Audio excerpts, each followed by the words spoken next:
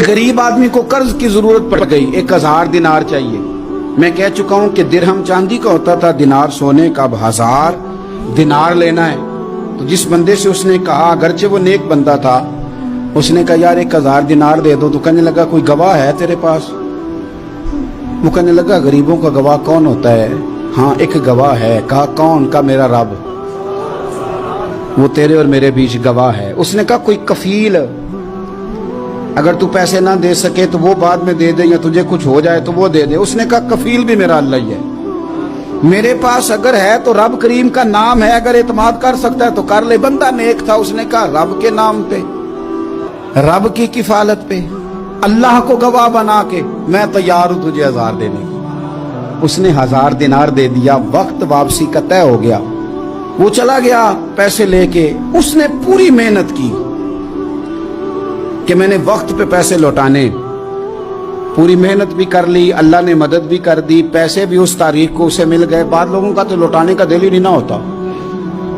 फरमाया हदीस पाक में कि तू लौटाने का इरादा कर, रब तेरी मदद भी फरमाएगा। लेकिन यहाँ बहुत सारे लोग कहते हैं खैर है, इरादा ही नहीं। तो फिर जिस तरह का बंदे का गुमान हो, रब भी उसी तरह का मामला फरमाता है।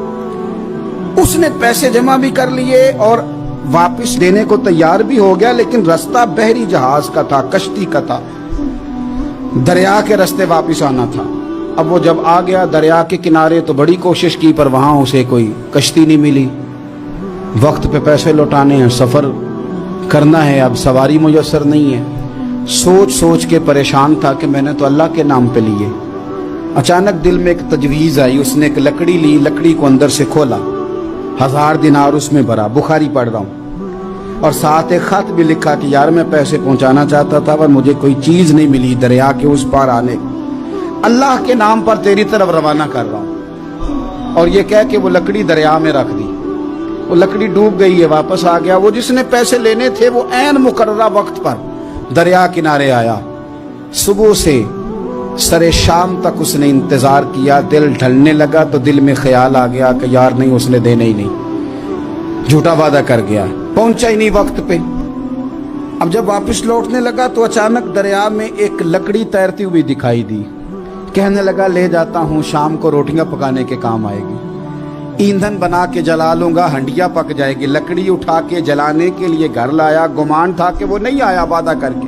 अल्लाह को कफील और वकील बना के और गवाह बना के फिर भी नहीं आया। लकड़ी लेके घर गया, बुखारी है, और जब उसको चीरा ना कि मैं इसकी आग जलाऊंगा, खोला तो अंदर से 1000 दिनार भी निकल आया, खत भी निकल आया। अब जरा समझना, उसके दिल में बात किसने डाली कि तू लकड़ी में पैसे डाल दे? अल्लाह ने। उस बंदे को मुकर्ररा वक्त पे किनारे भेजा किसने? लकड़ी सिर्फ उसी के हाथ आई तो ये बंदोबस्त किया किसने?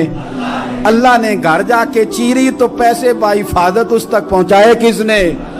तो फिर हमें भी तवज्जो अल्लाह की जानिब भी करनी चाहिए।